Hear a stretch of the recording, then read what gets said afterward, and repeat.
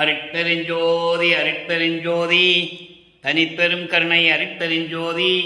எல்லா உயிர்களும் இன்புற்று வாழ்க, வள்ளல் மலரடி வாழ்க வாழ்க, கொல்லா விரதம் குவளை எல்லாம் ஓங்குக, நல்லோ நினைத்த நலம் பெறுக, நன்றி நினைத்த எல்லோரும் வாழ்க இசைந்து. உலக மக்களே, அறிவார்ந்த அன்பர்களே, ஆண்மநேய ஒருமைப்பாடுடைய அன்பர்களே, அருட்பெருஞ்சோதி ஆண்டவருடைய திருவிளையாடலை பார்த்து கொண்டிருக்கிறோம். அருட்பெருஞ்சோதி ஆண்டவருடைய திருவிளையாடல் எப்படியெல்லாம் நடந்து கொண்டிருந்தன என்பதை திருவருட்பாவிலே திருமுறைகளை நாம் பார்த்து கொண்டிருக்கிறோம். 1ஆம் திருமுறை, 2ஆம் திருமுறை, 3ஆம் திருமுறை, 4ஆம் திருமுறை, 6ஆம் திருமுறை, இந்த திருமுறைகளில் இருக்கின்ற பாடல்களின் மூலம் அருட்பெருஞ்சோதி ஆண்டவர் எப்படியெல்லாம் திருவிளையாடல் செய்து தன் மகனுக்கு அருளை கொடுத்தார் என்பதை பார்த்து கொண்டிருக்கிறோம். இந்த பிரபஞ்சம் தோன்றிய காலத்திலிருந்தே சமயங்களும் மதங்களும் மார்க்கங்களும் தோன்றி அதை உருவாக்கிய தலைவர்கள் தங்களுடைய தலைவர்களை தங்களுடைய விருப்பத்திற்கு ஏற்றபடி, கற்பனைக்கு ஏற்றபடி உருவங்களை அமைத்து, அதற்கு ஏற்றபடி ஆலயங்களை அமைத்து, வழிபாட்டு முறைகளை அமைத்து மக்களை வழிபட செய்து விட்டார்கள். சமயங்களும் மதங்களும் மார்க்கங்களும் முடிகின்ற காலகட்டங்களில் உலக மக்களுக்கு ஒரு தனி மார்க்க வேண்டும் என்பதற்காகவே அருட்பெருஞ்சோதி ஆண்டவர் சமரச சுத்த சன்மார்க்கத்தை நிறுவி அதை செயல்படுத்த வேண்டும் என்பதற்காக தன் மகனை ஒரு தாயின் வழியாக வருவிக்க செய்தார்கள். அதைதான் திருவருட்பாவிலே பார்த்து கொண்டிருக்கிறோம்.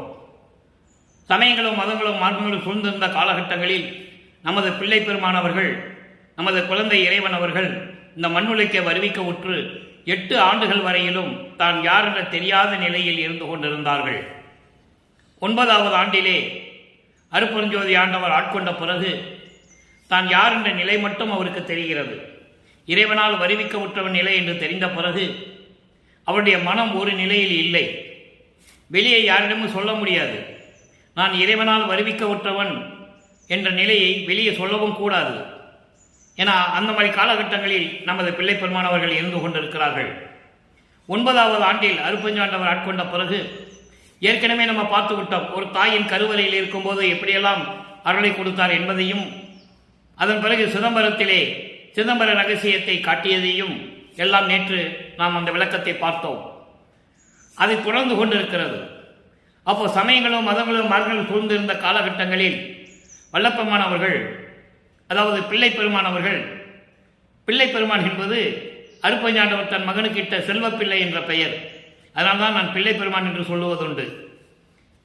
அப்போ அந்த பிள்ளை பெருமானவர்கள் சமயங்களும் மதங்களும் மார்க்கங்களில் சூழ்ந்திருந்த காலகட்டங்களில் எப்படியெல்லாம் இறைவனடி முறையீடு செய்கிறார் என்பதையும், எப்படியெல்லாம் சமயங்களிலும் மதங்களிலும் மார்க்கங்களுடைய நெறிகளை பின்பற்றி கொண்டு இருந்தார் என்பதையும், திருநீர் பூசிக்கொண்டிருந்தார், உத்ராட்ச மாலை போட்டுக்கொண்டிருந்தார், கடுக்கான் போட்டுக்கொண்டிருந்தார், சமயங்களிலும் மதங்களிலும் மார்க்கங்களில் சொல்லப்பட்ட நெறிமுறைகளை பின்பற்றி இறைவனை வழிபட்டு கொண்டிருந்தார். இதெல்லாம் உண்மை. ஏனால் அதன் காலத்தின் கட்டாயம் அப்படிதான் இருக்கணும். ஏன்னா இறைவனுடைய திருவிளையாடல் அப்படிதான் நடந்து கொண்டிருக்கிறது. இங்கே இருக்க வச்சு தான் வெளியே வரும்போது சுத்த சன்மார்க்கத்தை கொடுக்கும்போது இதெல்லாம் பொய்ன்னு சொல்லணும். அப்போ அந்த காலகட்டத்தில் அவர் அப்படி இருந்து கொண்டிருக்கிறார் நமது பிள்ளை பெருமானவர்கள். இப்போ 9ஆவது ஆண்டு அருட்பெருஞ்சாண்டவர் தன் மகனை ஆட்கொண்ட பிறகு இறைவனை எப்படி வேண்டுகிறார்? திருவருள் முறையீடு. 1ஆம் திருமுறை, பதிகம் 6, திருவருள் முறையீடு. பாடலை நல்லா கவனிங்க. இந்த பதியத்தை நல்லா நீங்கள் பார்த்துக்கிட்டே வரணும். அப்போதான் வல்லப்பெருமானுடைய அருள் தன்மையையும் அருட்பெருஞ்சாண்டவர் எப்படியெல்லாம் திருவிளையாடல் செய்தார் என்பதையும் உங்களுக்கு புரியும். மின் போலும் செஞ்சடை வித்தகனே. சமயங்களும் மதங்களும் மார்க்கங்களும் சூழ்ந்திருந்த காலகட்டங்களில் இறைவனை எப்படி உருவகப்படுத்துகிறார் என்பதையும், அதன் பிறகு சுத்த சன்மார்க்கத்தை பெற்ற பிறகு இறைவன் அருட்பெருஞ்சோதி ஆண்டவர் தான், அவர்தான் ஒரே கடவுள் என்று நமக்கு அருளியதையும் நாம் கண்கூடாக பார்த்து கொண்டிருக்கிறோம். நல்லா கவனிச்சுட்டு வாங்க.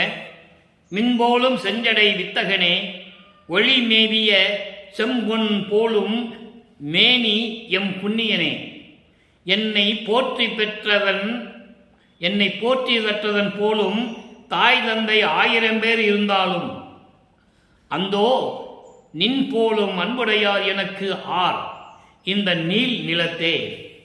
இந்த நீல் நிலத்தே, இது பாடல். இறைவனால் வருவிக்கப்பட்டவன் என்ற நிலை தெரிந்த பிறகு மனம் ஒரு நிலையில் இல்லை.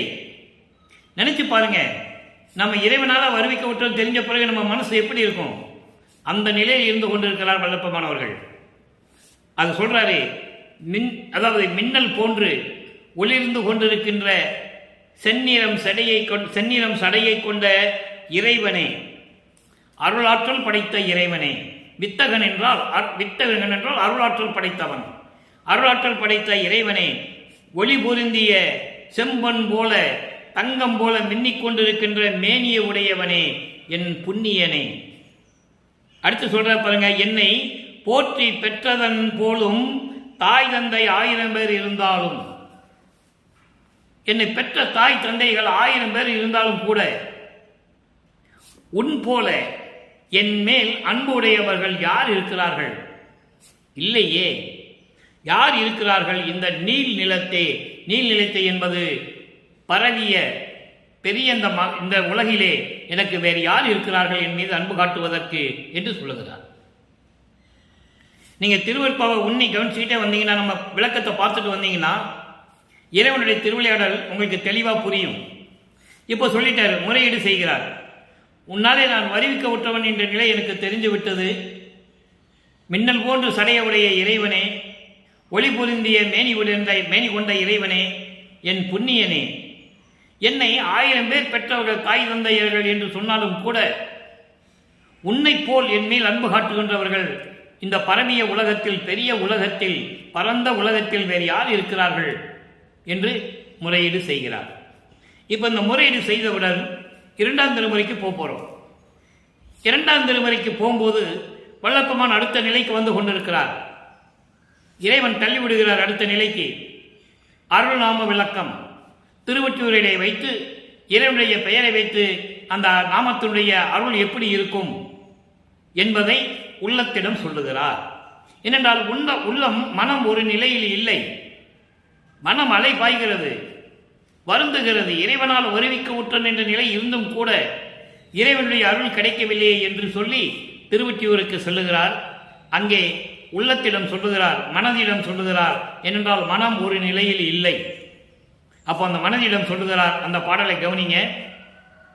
வரைக்கு நேர் முளை மங்கையர் மயலால் மயங்கி வஞ்சரால் வருத்தமுற்ற ஞார் இறைக்கும் மாக்கடல் இடைவிழுந்து அயரேல். இந்த 3 வரி, அதாவது காமத்தினுடைய கொடுமையை சொல்லுகிறார். இந்த அருள்நாம விளக்கம் ஃபுல்லா இந்த மாதிரி பாடல் காமத்தை பற்றி தான் வரும். ஏன்னால் மனம் அதில் தான் போய் லயிக்கும் என்பது மனம் விரும்புகிறது. அப்போ அந்த மனத்தை கட்டுப்படுத்த வேண்டும், காமத்தை கடந்து போக வேண்டும். காமம் என்பது ஒரு தீவிர பெரும் பற்று உடையது. அதனால் நிறைய விளைவுகள், தீமைகள் எல்லாமே நடக்கும். அதை தன்னிடம் மனதிடம் சொல்லுகிறார். அதாவது காமம், குரோதம், லோபம், மோகம், மதம், ஆச்சரியம் என்ற 6 பிண்ட துருசுகள் உண்டு. இதில் முதலில் வருவது காமம். உள்ளத்திடம் சொல்லுகிறார், உள்ளமே நீ அழகான பெண்களை பார்த்து அந்த காதல் மயக்கத்திலே மயங்கி கொண்டிருக்கிறாய். அது எப்படி கடலிலே அலை வந்தால் எப்படி சத்தம் போட்டுக்கொண்டு ஆரவாரம் செய்து கொண்டிருக்குமோ அதுபோல இந்த காமம் ஆரவாரம் செய்து கொண்டிருக்கிறது. அதை மாற்ற வேண்டும், காமத்தை நீ போக்க வேண்டும். அதற்காக நீ என்ன செய்கிறாய்? என்னுடன் திருவொற்றியூருக்கு வா என்று சொல்லுகிறார். என்னுடன் திருவொற்றியூருக்கு வா என்று சொல்லுகிறார். தெளிவா சொல்றார் பாருங்க. பயங்கர ஒளியுடன் ஒரு கடல் அலையிலே சிக்கி தவிப்பது போல மனமே நீ தளர்ச்சி அடைய வேண்டாம், நான் சொல்லுவதை கேள். மனமே என்னுடன் திருவொற்றியூருக்கு வருவாயாக என்று சொல்லுகிறார். திருவொற்றியூருக்கு வந்தவுடனே அங்க என்ன சொல்றார் பாருங்க. கரைக்கும் தெல்லிய அமுதோ தேனோ கனி கொலோ என கனிவுடன் உயர்ந்தோர் உரைக்கும் ஓ சிவசண்முகா சிவவோம் ஓம் சிவாயா என்று உன்னுதி மனனே என்பது நீ நினைத்துக்கொள். இந்த நாமத்தை எல்லாம் சிவசண்முகா, சிவாய நம, ஓம் சிவாய என்ற நாமத்தை நீ மனதிலே வைத்துக்கொள். இந்த காமம் உன்னிடம் நெருங்காது. இங்கே திருவொற்றியூரிலே வந்து பார்த்தையானால் அங்கே இருக்கின்றவர்கள் எல்லாம் உள்ள களிப்போடு, அதாவது உள்ள மகிழ்ச்சியோடு, உள்ளம் இழிக்கும்படி இது அமுதமோ இல்லை இனிப்பான கனியோ சுவையோ என்றெல்லாம் சொல்லி அந்த நாமத்தை சொல்லி வணங்கி கொண்டிருக்கிறார்கள். நீயும் அந்த நாமத்தை நீ மனதில் வைத்துக்கொள், நினைத்துக்கொள் என்று சொல்லி இந்த பாடலை அருளியிருக்கிறார்கள். ஓம் சிவாயா என்று உன்னுதி மனனே. மனனே என்றால் மனமே, உன்னுதி என்பது நீ நினைத்துக் கொள்வாயாக. அந்த காலகட்டங்களில் வல்லப்பெருமானவர்கள் திருவொற்றியூருக்கே செல்லும் போது மனம் ஒரு நிலையில் இல்லாத போது தான் காம நிலையை கடக்க வேண்டும் என்பதற்காக மனதிடம் சொல்லுவது போல உலக மக்களுக்கு தெரிவித்துக் கொண்டிருக்கிறார்கள். காமத்தினுடைய விளைவுகள் எப்படி இருக்கும், எவ்வளவு கொடூரமாக இருக்கும் என்பதை விளக்கி கூறியிருக்கிறார்கள். இப்போ அடுத்த நிலைக்கு போகிறோம். அடுத்த நிலை 3ஆம் திருமுறை. இப்போ 1ஆம் திருமுறையிலே தான் யார் என்ற தெரியாத நிலையில் இறைவனிடம் திருவருள் முறையீடு செய்கிறார். முறையீடு செய்தவுடனே இவர் திருவொற்றியூருக்கு சென்று தன் மனதை கட்டுப்படுத்துவதற்காக மனதிடம் சொல்லுவது போல காமத்தினுடைய விளைவை கட்டுப்படுத்த வேண்டும், காமத்தை போக்க வேண்டும் என்ற நிலையில் அந்த பாடலை நமக்கு அருளியிருக்கிறார்கள். அதன் பிறகு 3ஆம் திருமுறை இரங்கல் மாலை. 3ஆம் திருமுறையிலே இரங்கல் மாலை என்ற பதிகத்திலே தலைவி தன்னுடைய காதல் நிறைவேறவில்லை, தலைவனை பார்க்க முடியவில்லை, காதலுடன் சேர்ந்து இன்பமான ஒரு சூழ்நிலையில் நாம் இருக்க முடியவில்லை என்று வருந்தி தோழியிடம் சொல்லுவது போல. தோழி என்பது உள்ளம், உள்ளத்திடம், இங்கேயும் உள்ளத்திலிருந்து சொல்றார். தலைவி வருந்துகிறாள், தன்னை தலைவியாக வர்ணனை செய்து இந்த பாடலை அருளியிருக்கிறார்கள். அடுத்த நிலை தொடர்கிறது. 3ஆம் திருமுறை இரங்கல் மாலை 6வது பாடல். இறைவனை எப்படியெல்லாம் உருவப்படுத்துகிறார். சமரச சுத்த சன்மார்க்கத்தை பெற்ற பிறகு அங்கே எந்த உருவமும் இருக்காது. அப்ப அந்த நிலை மாறுகிறது. இறைவனுடைய திருவிளையாடல் எப்படி தொடர்கிறது என்பதை ஒவ்வொரு பாடலின் மூலமாக நமக்கு அருளியிருக்கிறார்கள். இப்ப இரங்கல் மாலை பாருங்க. துடிசேர் கரத்தார். துடிசேர் கரத்தார்னா கையில உடுக்கிய வச்சுட்டு இருக்கிறவர். சிவபெருமான் அப்படித்தானே உருவப்படுத்தினார்கள். கையில உடுக்க வச்ச மாதிரியும், கழுத்துல பாம்பு அணிந்த மாதிரியும், தலையிலே கங்கையை சுமந்து கொண்டு இருந்தவர் மாதிரியும், சடையிலே பிறை சந்திரனை சூடியது, இப்படியெல்லாம் உருவகப்படுத்தினார்கள். அதை வளர்ப்புமானவர்களும் திருவிற்பாவலை நமக்கு அருளியிருக்கிறார்கள். துடிசேர் கரத்தார், கையிலே உடுக்கையை வைத்துக் கொண்டிருப்பவர். ஒற்றியில் வாழ் சோதி வெண்ணீற்று அழகர். திருவொற்றியூரிலே விளங்கிக் கொண்டிருக்கின்ற இறைவன் உடம்பெல்லாம் திருநீறு பூசிக்கொண்டு அழகாக இருக்கக்கூடியவர். அவர் கடி சேர்ந்து என்னை மாலையிட்ட கடனே அன்றி. எப்போ? 9வது ஆண்டில். 9வது ஆண்டில் என்னிடம் விரைந்து வந்து மாலையிட்டார் கடனே அன்றி என்பது தன்னை ஆட்கொண்டதை சொல்லுகிறார். இங்கே தன்னை ஒரு பெண்ணாக உருவகப்படுத்தியதனால் மாலையிட்டது என்று சொல்லுகிறார். இறைவன் ஆட்கொண்டதை இந்த பாடலிலே கூறுகிறார். கடி சேர்ந்து என்பது விரைந்து வந்து 9வது ஆண்டிலே அரியா பருவத்திலேயே என்னை மாலையிட்ட கடனை அன்றி, என்னை ஆண்டு கொண்டானை தவிர, மகனே நான் உன்னை இந்த உலகிற்கு வருவிக்க செய்தேன், என் மகன் நீ என்று சொல்லி ஆண்டு கொண்டானே தவிர மற்றது அவரால் எந்த பயனும் இல்லை. மற்றது அந்த எந்த பயனும் இல்லை. எப்படி? பின்னை யாதும் பெற்று அறியேன் பிடிசேர் நடைநேர் பெண்களைப் போல். பிடிசேர் நடை என்பது பெண் யானை நடப்பதை நீங்க பார்த்துருப்பீங்க. ரொம்ப மெதுவா அசைஞ்சு ஆடும். அதுபோன்று பெண்கள் எல்லாம் என்னை கேலி செய்து கொண்டிருக்கிறார்கள். அது மட்டுமல்ல, அதன் பிறகு எனக்கு ஒன்றுமே தெரியாது. அது பிறகு எனக்கு ஒன்றுமே தெரியாது. பின்னை யாதும் பெற்றறியேன். எந்த அருளையும் இறைவன் கொடுக்கவில்லை. என்னை ஆட்கொண்டானே தவிர வேற எந்த அருளையும் கொடுக்கவில்லை. அடுத்து சொல்லுவார் பாருங்க. கொடிநேர் இடையாய் என்னடி என் குறையை எவருக்கு கூறுவேனே. தோழியிடம் சொல்லுவது போல அழகான கொடி போன்று இடையுடைய என் தோழியே உள்ளத்தை வர்ணனை செய்கிறார். உள்ளத்தை வர்ணனை செய்து இந்த குறையை நான் யாருக்கு உரைப்பேன்? இந்த மண்ணுலகிற்கு ஒரு தாயின் வழியாக என்னை வருவிக்க செய்து 8 ஆண்டுகள் வரையிலும் எந்த சூழ்நிலையிலும் இல்லாத நிலையில் நான் இருந்து கொண்டிருந்த போது 9வது ஆண்டிலே என்னை ஆட்கொண்டானே தவிர வேற எந்த பலனும் அவரால் நான் பெறவில்லை. இந்த குறையை நான் யாரிடம் போய் சொல்லுவேன் என்று சொல்லி இந்த பாடலை நமக்கு அருளியிருக்கிறார்கள். இறைவனுடைய திருவிளையாடல் தொடர்ந்து கொண்டிருக்கிறது. இப்போ 4ஆம் திருமுறைக்கு வருகிறோம்.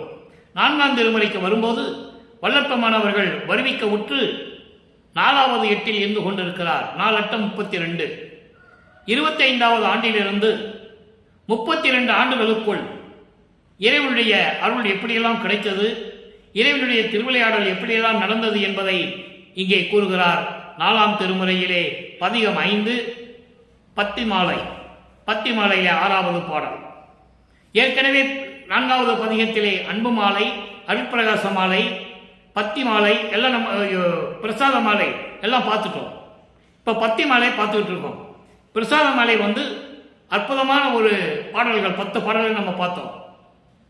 உனக்கு இனிமேல் திருநூறு தேவையில்லை என்று சொல்லி செடுமணப்பூ கொடுக்குது, அருள்மணப்பூ கொடுத்தது, சுடர் மணப்பூ கொடுத்தது. இதெல்லாம் ஒவ்வொரு எந்த பூ வகை சார்ந்தது, எந்த அருள் கொடையை வகை சார்ந்தது என்று நாம் தெளிவாக பார்த்தோம். இன்று பத்தி மாலையிலே ஏம சித்தியை எப்படி கொடுக்கிறார் என்னென்றால், ஏம சித்தியை பெற்ற பிறகுதான் சாகா கல்வியை கற்க முடியும் இறைவனிடம். சாகா கல்வியை கற்ற பிறகுதான் தத்துவங்களை ஜெயிக்க முடியும். அதைதான் அருப்பெருஞ்சோதி அட்டகத்திலே சொல்லுவார். அருப்பெருஞ்சோதி அட்டகத்திலே அகவலுக்கு பின்னாலே வரும் அருப்பெருஞ்சோதி அட்டகம். தத்துவங்களை தனித்தனியாக கடந்தேன், தத்துவாதியின் மேல்நிலையில் சித்தியல் முழுதும் தெரிந்தேன், அவை மேல் சிவநிலை தெரிந்திட சென்றேன். அதான் கடவுள் நிலை அறிந்த அம்மையமாதார். அதுக்கு அடுத்த நிலை அது. அப்போ சாகா கல்விக்கு முன்னாலே ஏம சித்தியை பெற வேண்டும். ஏம சித்தி என்பது ஏற்கனவே சொன்னது போல ஒரு பொருளை பொன்னாக்குவது. எந்த பொருளை தொட்டாலும் பொன்னாயிடும். அதே போன்று ஒரே நேரத்தில் எல்லா இடங்களிலும் இருப்பது, நடக்க வேண்டிய அவசியம் இல்லை, பறந்து செல்வது, நொடிப்பொழுதில் அண்டங்களை கடப்பது, இந்த நிலைகள் எல்லாம் ஏம சித்தியை சேர்ந்தவை. இப்ப பாருங்க எப்படி பெறுகிறார், எப்படி இறைவன் திருவிளையாடல் செய்து மகனிடம் வருகிறார். இதெல்லாம் சொல்லணும். யாரும் சொல்லல. திருவருட்பாவிலே இருக்குது. 4ஆம் திருமுறை பதிகம் 5 பத்திமாலை.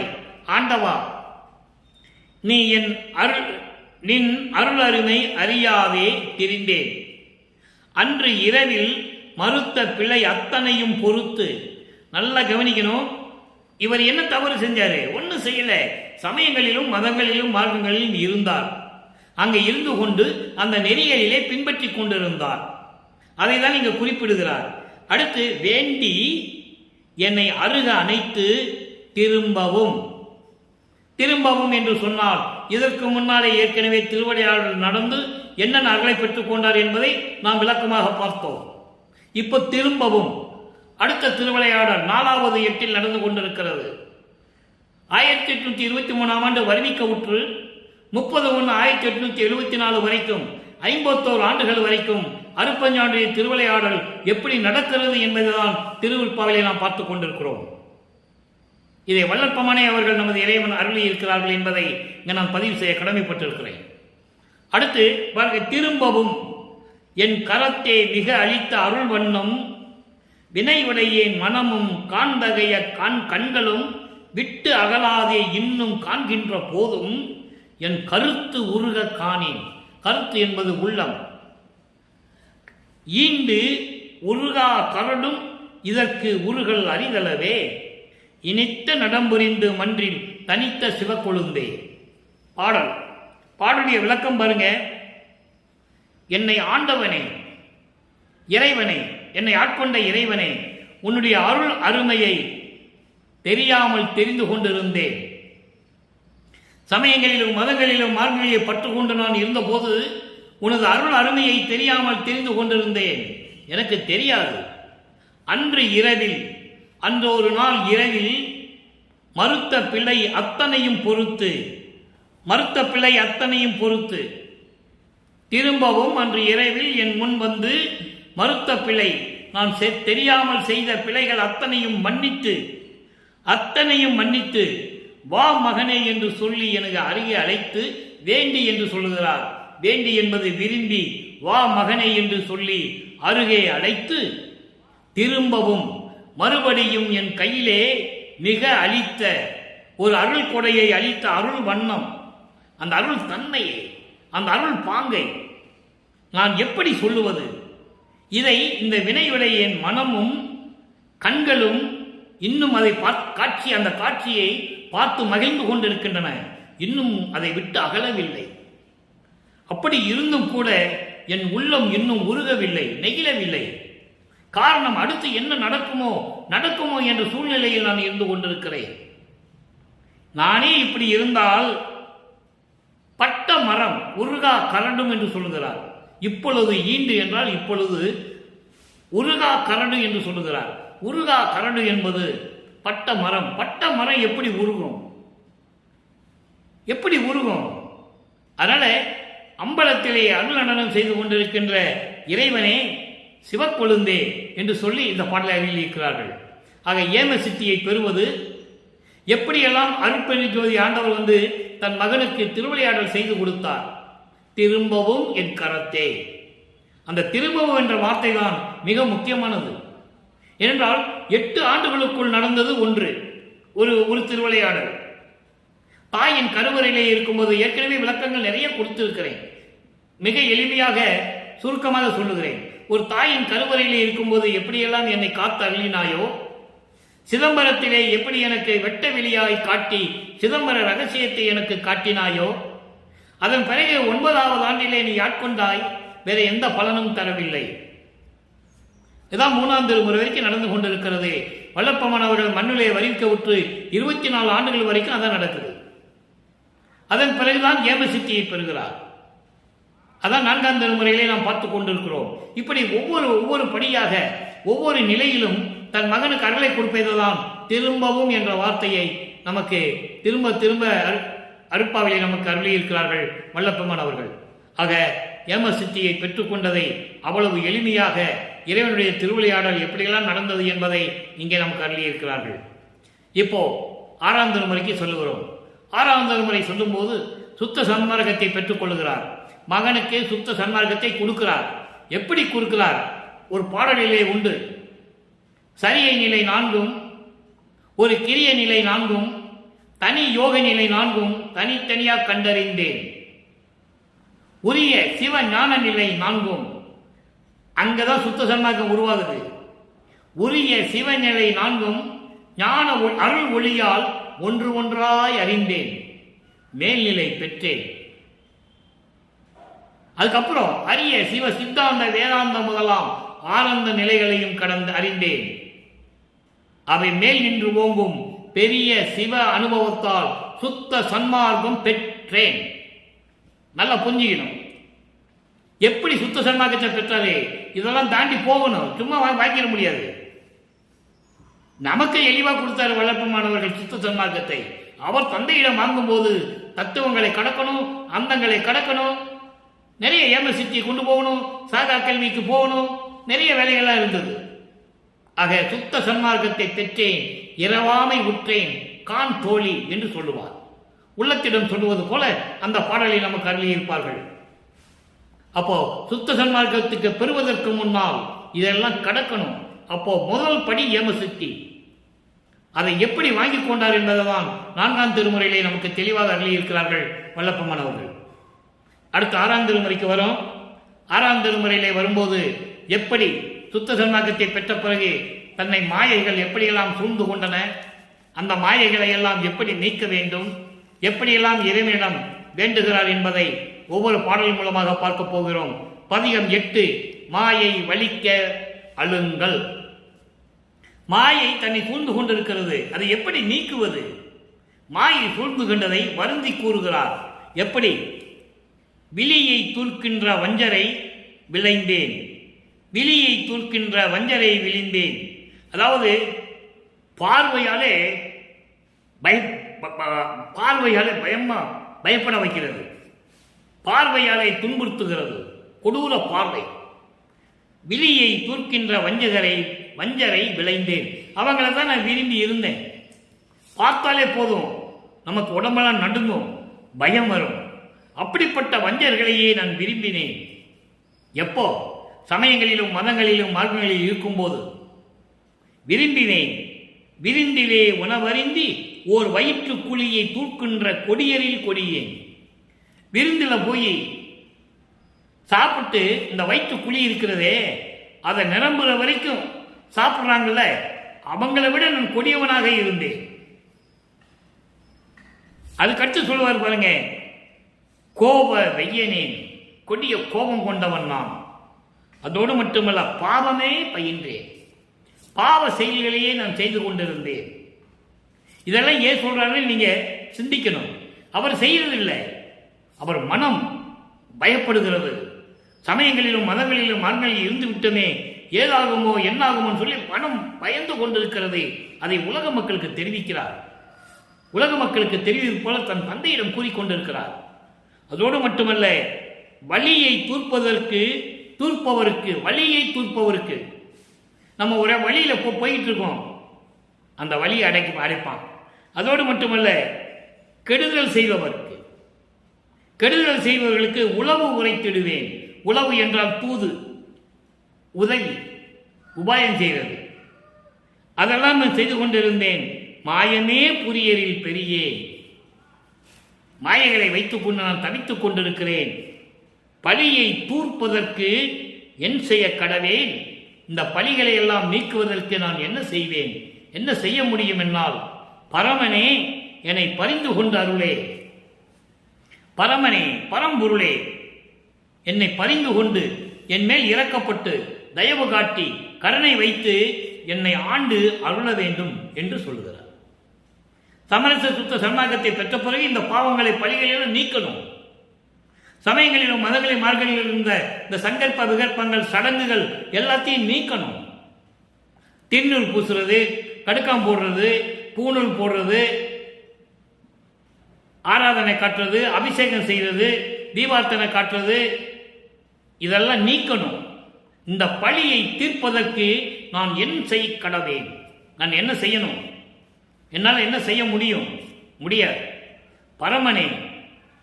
பரமனே என்னை பரிந்து கொண்டு அருளே, என்னை ஏற்றுக்கொண்டு இறக்கப்பட்டு தயவு காட்டி கருணையோடு என்னை ஆட்கொண்டு எனக்கு அருள வேண்டும் என்று சொல்கிறார். அடுத்த பதிகம் 9. அடுத்த பதிகத்திலே நிலை மாறும் பாருங்க. முறையீடு. எப்படி முறையீடு செய்கிறார்? கலை முடிவு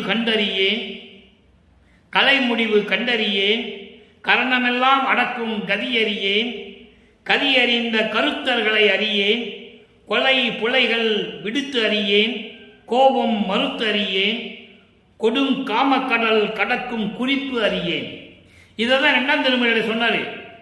அருள்நாம விளக்கத்தில் நம்ம பார்த்தோம்ல, உள்ளத்திடம் சொல்லுவது போல காமத்தில் விழக்கூடாது, காம கடலை கடக்க வேண்டும். பெண்களுடைய காம மயக்கத்தில் சிக்கி நீ துன்பரக்கூடாது என்று மனதிடம் சொல்லுவார். இங்கே இறைவனிடம் சொல்லுகிறார், காமனுடைய பொறும் காமக்கடல் கடக்கும் குறிப்பு அறியேன், குணமாம் மலைமிசை நின்றிட அறியேன், குணமாம் மலைமிசை நின்றறியேன், ஞான நடம்பொறியும் மணிமன்றம் தனையடையும் வழியை அறிவேனோ, இலை என்னும் பொய் உலகினிடை எங்கனம் நான் புகுவேன், யாருக்கு உரைப்பேன், என்ன செய்வேன், ஏதும் அறிந்திலேனே. இது பாடல். இங்கே இறைவனிடம் முறையீடு செய்கிறார்.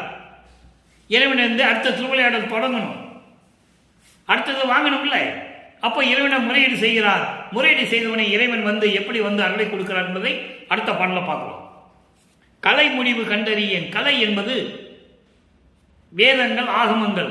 வேதங்கள் 4, ஆகமங்கள் 28. இவர்களுடைய முடிவுகள் என்னவென்று அந்த விளக்கங்கள் எனக்கு தெரியவில்லை. கரணமெல்லாம் அடக்கும் கதியறியேன். கரணம் என்பது அந்த கரணங்கள், மனம், சித்தம், புத்தி, அகங்காரம், இவற்றை அடக்கக்கூடிய வழியையும் எனக்கு தெரியவில்லை. இந்த வழி தெரிந்தவர்களை, அந்த புலவர்களையும் எனக்கு தெரியவில்லை. கொலை புலைகள் விடுத்து அறியேன், அதனுடைய விளக்கங்கள் எனக்கு தெரியவில்லை. பின்னால் சொல்லுவார், கொல்லாமை விரதம் தம்மை கொண்டார் தம்மை தல்லானை, கொலையும் புலையும் தல்லாரை தழுவானை. இறைவன் இந்த கொல்லாமை விரதத்தை எடுக்கிறவனை தள்ளிவிட மாட்டானா. நான் எந்த உயிரையும் கொலை செய்ய மாட்டேன், மாமிசம் சாப்பிட மாட்டேன்னு உறுதி எடுத்துட்டானா, அந்த விரதம் எடுத்துட்டானா, இறைவன் தள்ளிவிட மாட்டான், அருளை கொடுப்பான். அதே நேரத்தில் கொலையும் புலையும் தல்லாரை, கொலையும் புலையும் விடாதவர்களை தழுவானை, அருளை கொடுக்க மாட்டேன்னு சொல்லுவார். இன்னொரு இடத்துல சொல்வார், அற்புதமா இருக்கும். கொலை அதாவது கொல்லாமை விரதம் தன்னை கொண்டார் தம்மை, கொல்லாமை விரதம் தன்னை கொல்லாரை காணில். கொல்லா விரதத்தை ஏற்காதவனை பார்த்தால் ஒரு புல் என எண்ணி புறம்பொழிகன்னு சொல்லுவார். கொல்லா விரதம் தன்னை கொல்லானை ஒரு புல் என எண்ணி புறம்பொழி என்று சொல்லுவார். அப்போ இவர் சுத்த சன்மார்க்கத்துக்குள்ள உள்ள வராரு, என்ட்ரி ஆகிறாரே. அப்போ தன்னுடைய தந்தையிடம் சொல்லுகிறார், அதனுடைய விளக்கங்கள் எனக்கு தெரியவில்லை, அந்த அறிவு எனக்கு இல்லை என்று சொல்லுகிறார். அது கற்று சொல்றாரே,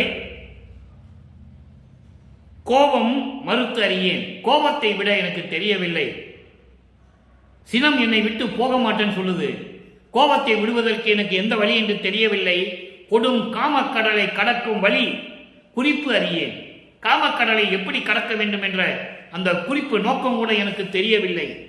அடுத்து சொல்லுவார் பாருங்க, ஞானமாம் மலைமிசை நின்றிட அறியேன், ஞானமாம் குணமாம் மலைமிசை.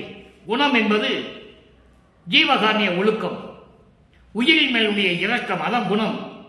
தாமச குணம் என்று சொல்லுவார், சத்துவ குணம் என்று சொல்லுவார். அப்படி குணம் எப்படி வரணும்? சுத்த சன்மார்க்கத்துக்கு வந்து ஜீவகாரிய ஒழுக்கத்தில் இருந்தால்தான் வரும். அப்ப அந்த ஜீவகாரிய ஒழுக்கத்தினுடைய நிலை மேல் நின்று கொண்டு இருக்கின்ற நிலை எனக்கு தெரியவில்லை. குணமாம் மலை மீசை நின்றிட, மலை மேல் குணம் என்கின்ற மலை, ஜீவகாரிய ஒழுக்கம் என்ற மலை மேல் நின்று கூட அந்த வழி எனக்கு தெரியவில்லை.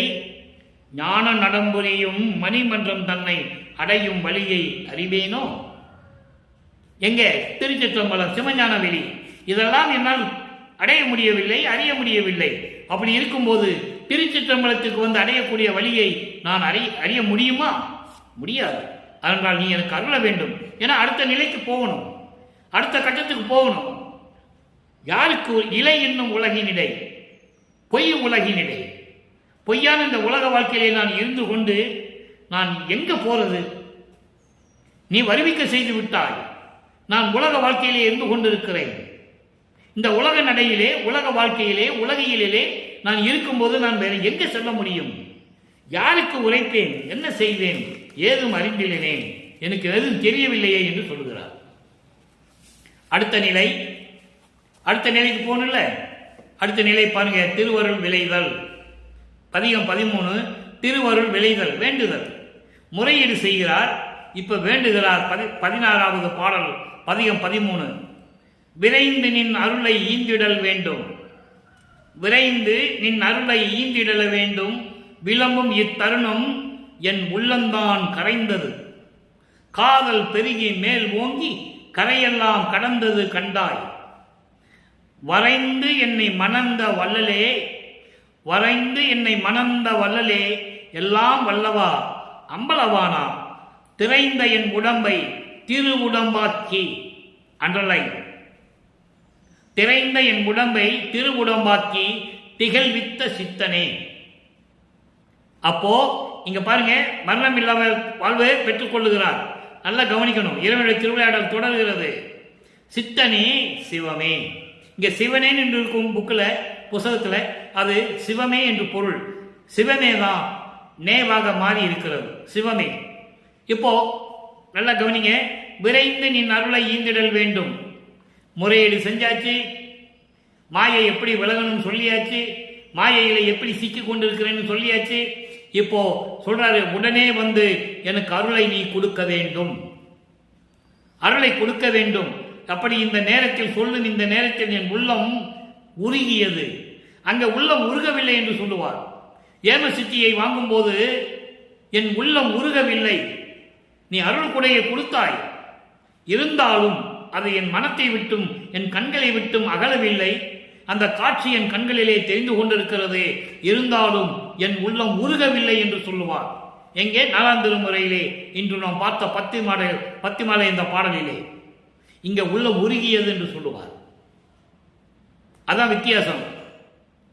நல்லா கவனிக்கணும்.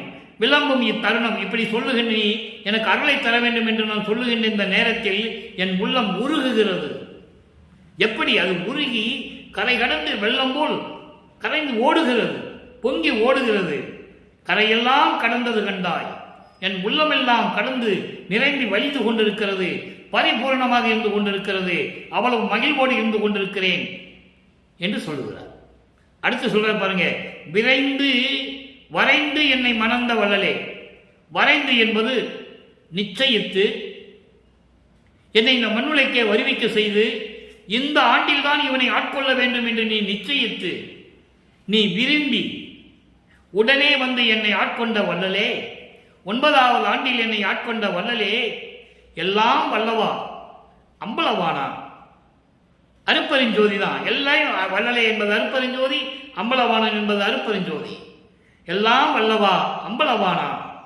அருப்பெருஞ்சோதியே, திரைந்த என் உடம்பை உன்னாலே இந்த மண்ணுக்கு வருவிக்க உற்று நான் எடுத்த இந்த மனித உடம்பு இருக்கிறதே, சுருங்குகின்ற வயதாகிவிட்டால் சுருங்கக்கூடிய இந்த தோல் உடைய இந்த எலும்புகளும் சதைகளும் நரம்புகளும் சூழ்ந்த இந்த மனித உடம்பை திரு உடம்பாக்கி திகழ்வித்த சித்தனே. முத்தேகத்தை கொடுத்தது சொல்ற. திரு உடம்பு என்பது முத்தேகம். 3 தேகங்கள் என்பது சுத்த தேகம், புரோண தேகம், ஞான தேகம். 3 தேகத்தையும் எனக்கு நிலையாக இருக்கும்படி அழியாத நிலையில் எனக்கு அருளிய சித்தனே. சித்தனை என்றால் அருப்பெருஞ்சோதி. சித்தன் என்றால் அருப்பெருஞ்சோதி. சித்தனே சிவமே, அது அருப்பெருஞ்சோதியே. அப்படி என்னை எல்லாம் இப்படியெல்லாம் மண்ணுக்கு வருவிக்க உற்று அந்தந்த காலகட்டங்களில் ஒரு பாடலிலே சொல்லுவார், முன்பருவம் பின்பருவம் காட்டி அருளினாயே என்று சொல்லுவார்.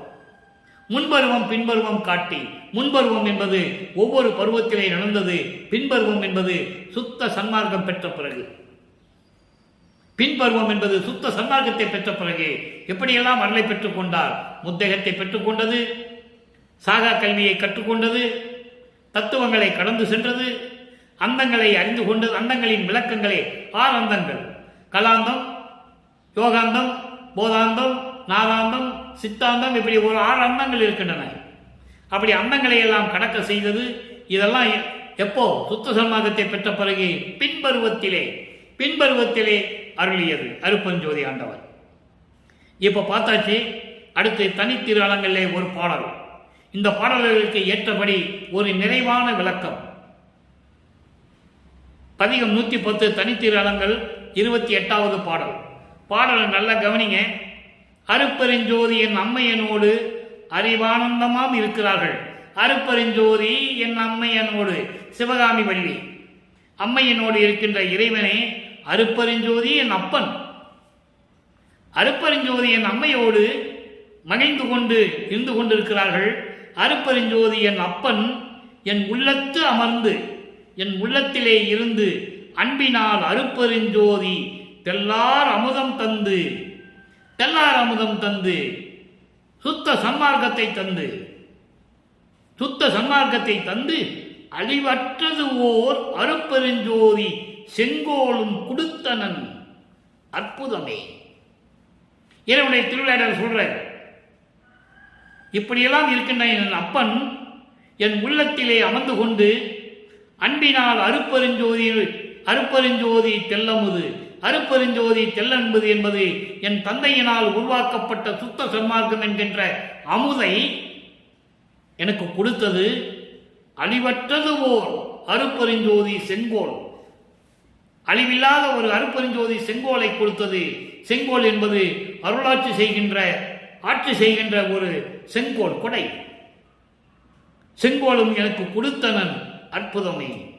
அதான் சொல்லுவாரு, திரு அருள் செங்கோல் ஆட்சி செலுத்துவோம் என்று சொல்லுவார். நான் இந்த விளக்கம் ஏற்கனவே கொடுத்திருக்கிறேன். செலுத்துவோம் என்பது இவரும் தந்தையும் மகனும் சேர்ந்து. ஏனென்றால் தந்தை இவர் உள்ளத்தில் இருந்து கொண்டிருக்கிறார், அங்கே உள்ளே இருந்து கட்டளையிடுகிறார், இவர் செயலாற்றுகிறார். திரு அருள் செங்கோலாட்சி செலுத்துவோம் என்று சொன்னார். செலுத்துவேன் என்று சொல்லவில்லை, செலுத்துவார் என்றும் சொல்லவில்லை, செலுத்துவோம் என்று சொன்னார். அடுத்த ஒரு நிலை பாருங்க. திரு அருள் செங்கோலாட்சி செலுத்துவோம் என்று சொன்னார். அடுத்து ஒரு பாடல், சின்ன பாடல் ஒன்று. சாதி சமய சலக்கு எல்லாம் அற்றது, சன்மார்க்க ஞான சபை நிலை பெற்றது, சோதியினால் சாகா வித்தையை கற்றது, மேதியினில் சாகா வித்தையை கற்றது, மெய்யருள் ஜோதி என் உள்ளத்தில் முற்றது. அற்புதமான பாடல். சாதி சமயம் போன்ற இந்த அநீதிகளை எல்லாம் நீக்கியது சுத்த சன்மார்க்கம். சாதி சமய சலக்கு எல்லாம் அற்றது. நீக்கியது. சுத்த சன்மார்க்கத்துக்கு சாதி சமய மதங்கள் தேவையில்லை. அதான் சுத்த சன்மார்க்கம். அப்படி அற்றது சன்மார்க்க ஞான சபை நிலை பெற்றது. சன்மார்க்கம் சத்திய ஞான சபை, சுத்த சன்மார்க்க சத்திய ஞான சபை நிலை பெற்றது. மேதியினிலே இந்த உலகத்திலே சாகா வித்தையை கற்றது. சாகா வித்தையை நான் கற்றுக்கொண்டது சுத்த சன்மார்க்கம் கொடுத்தது. அடுத்து மெய்யருள் ஜோதி என் உள்ளத்தில் உற்றது. மெய்யருள் ஜோதி, அருப்பெருஞ்சோதி என் உள்ளத்திலே கலந்து விட்டது. இறைவனுடைய திருவிளையாடல்களை தெளிவாக எப்படியெல்லாம் அருளை பெற்றுக் கொண்டார் என்று சொல்லுகிறார். 4ஆம் திருமுறை வரைக்கும் ஒரு நிலை, 6ஆம் திருமுறை வரும்போது 5ஆம் திருமுறை என்பது பதத்தலைவர்களையும் தத்துவங்களுடைய தலைவர்களையும் பற்றி பாடியது. அது தெளிவாக உரைநடை பகுதிகளை நீங்கள் படித்துக் கொள்ளலாம். அது நமக்கு இந்த விளக்கத்திற்கு தேவையில்லை. அப்போ 6ஆம் திருமுறைக்கு என்று வரும்போது சுத்த சன்மார்க்கத்தை பெற்ற பிறகு இறைவனுடைய திருவிளையாடல் எப்படியெல்லாம் நடக்கிறது என்பதை தெளிவாக நமக்கு அருளியிருக்கிறார்கள். இன்னும் இருக்கிறது, இன்னும் நிறைய விளக்கங்கள் இருக்கிறது. ஒவ்வொரு நாளும் ஒவ்வொரு பகுதியாக நாம் பார்த்து கொண்டிருக்கிறோம். அருப்பெருஞ்சோதி ஆண்டவருடைய திருவிளையாடலை ஒரு நாளிலேயோ ஒரு மாதத்திலேயோ ஒரு ஆண்டிலேயோ தான் சொல்ல முடியாது. 4 ஆண்டுகள் சொல்ல வேண்டும். இப்படி படிப்படியாக திருவருட்பாவில் இருக்கின்ற பாடல்களின் மூலமாக மக்களுக்கு விளக்கி சொல்ல வேண்டும். யாருக்குமே தெரியாது. அருட்பாவிலுடைய விளக்கங்கள் மக்களுக்கு தெரியாது. ஜீவகாணி ஒழுக்கத்தை பற்றி பேசுவார்கள். கரண ஒழுக்கங்கள் 4 ஒழுக்கங்களை, இந்திரிய ஒழுக்கம், கரண ஒழுக்கம், ஜீவ ஒழுக்கம், ஆன்ம ஒழுக்கம் பேசலாம். அது உரைநடையிலேயே உண்டு. ஆன்மாவை பற்றி பேசலாம், ஒழுக்கங்களை பற்றி பேசலாம், ஜீவகானை பற்றி பேசலாம், எல்லாமே உரைநடையில் உண்டு. ஆனால் திருவருட்பாவில் இருக்கின்ற பாடல்களுடைய விளக்கம் மூலம்தான் அருப்பெருஞ்சோதி ஆண்டவருடைய திருவிளையாடலை சொல்ல முடியும். அங்கதான் எல்லாமே சொல்றார் வளர்ப்பமானவர்கள். இந்த பிரபஞ்சம் எப்படி உருவாயிற்று, நான் விண்ணுலகத்திலே அருப்பெருஞ்சாண்டவரிடம் நான் அடியனாக இருந்தபோது எப்படி இருந்தேன், அப்போ எனக்கு அருப்பெருஞ்சாண்டவர் செல்வப்பிள்ளை என்று பெயரிட்டு என்னை வளர்த்து கொண்டிருந்தார். இந்த பிரபஞ்சத்தை 51 ஆண்டுகள் கழித்து நீதான் இயக்க வேண்டும் என்று சொல்லி என்னை செல்வப்பிள்ளையாக வளர்த்தார். அதன் பிறகு சமயங்களும் மதங்களும் மார்க்கங்களும் தேவையில்லை காலகட்டம் வரும்போது, மகனை நீ மண்ணுலகத்தில் செல்ல வேண்டும், ஒரு தாயின் வழியாக நீ மகனாக வருவாய், நான் உனக்கு முன்பருவம் பின்பருவம் காட்டி அருளுவேன் என்று சொன்னது. அதன் பிறகு 9ஆவது ஆண்டிலே ஆட்கொண்டது. கருவிலை இருக்கும்போது அருள் செய்தது. சிதம்பரத்திலே வெட்ட வெளியாக காட்டி சிதம்பர ரகசியத்தை காட்டியது. சிதம்பரம் என்பது அருப்பெருஞ்சோதி. நல்லா நீங்க புரிஞ்சுக்கணும். சிதம்பரம் என்பது இப்போ ஒரு ஊரா இருக்கட்டும், தப்பு இல்லை. ஆனால் சிதம்பரம் என்பது அருப்பெருஞ்சோதி. அவருடைய பெயர் தான் சிதம்பரம். அதனால சிதம்பரம் ராமலிங்கம் என்று கூறுவார்கள் நமது வல்லற்பமானவர்கள். அப்பா பெயரை முதல்ல போடுவார், சிதம்பரம் ராமலிங்கம், அருப்பெருஞ்சோதி ராமலிங்கம். ஆக இப்படியெல்லாம் ஒவ்வொரு காலகட்டத்திலும் இறைவன் எப்படியெல்லாம் அருளை கொடுத்தார் என்பதை திருவருட்பாவின் பாடல் மூலமாக மக்களுக்கு சொல்லி புரிய வைக்க முடியும். அந்த வேலையை இறைவன் கொடுத்ததால் இந்த வள்ளலார் ஊழியன் அந்த வேலையை நான் செய்து கொண்டிருக்கிறேன். தொடரும் அருப்பெருஞ்சோதி ஆண்டவருடைய திருவிளையாடல் தொடரும் என்பதை தெரிவித்துக் கொண்டு, நீங்களும் சுத்த சன்மார்க்கத்தில் இருந்து சமயங்களிலும் மதங்களிலும் மார்க்கங்களில் இருக்கிற பற்றுகளை எல்லாம் தவிர்த்து சங்கற்ப விகற்பங்களை எல்லாம் நீக்கி அதெல்லாம் தேவையில்லை என்று ஒதுக்கிவிட்டு உருவ வழிபாடு இல்லாமல் ஜோதி வழிபாடுபட்டு அருப்பெருஞ்சோதி அருப்பெருஞ்சோதி தனிப்பெருங்கனி அருப்பெருஞ்சோதி என்ற மகாமந்திரத்தை உச்சரித்து இறைவனுடைய அருளையும் செல்வங்களை எல்லாம் பெற்றுக்கொண்டு இந்த வையகத்திலே நீங்கள் வாழ்வாங்க வாழ வேண்டும், நோயற்ற வாழ்வில் வாழ வேண்டும் என்று அருப்பெருஞ்சோதி ஆண்டவருடைய அருளாலும் தயவாலையும் கருணையாலையும் வல்லற்பமானுடைய இறை அருளாலையும் வேண்டி இந்த வள்ளலார் ஊழியன் விடைபெறுகிறேன். மீண்டும் நாளை சந்திப்போம்.